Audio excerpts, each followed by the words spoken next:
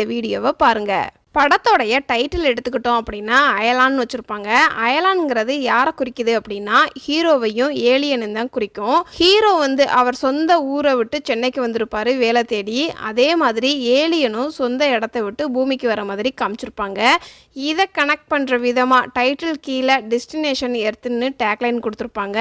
So புதுசாக ஒரு பிளேஸ்க்கு வரதை வச்சு இவங்க 2 பேர் தான் அயலான் அப்படிங்கிற மாதிரி குறிக்குது.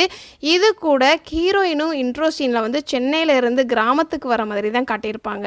ஸோ இவங்க 3 பேரும் ஒரு இடத்துல இருந்து இன்னொரு இடத்துக்கு வர்றதை மையமாக வச்சு கதைக்கு ஏற்ற மாதிரி படத்தோட டைட்டிலை செலக்ட் பண்ணியிருப்பாங்க.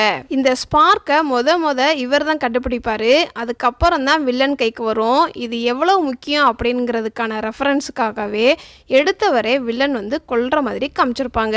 ஊர் சந்தையில் லவ் பேர்ட்ஸாக பறக்க விட்டுருவாரு சிவகார்த்திகேயன். அதுக்கப்புறம் பானுபிரியா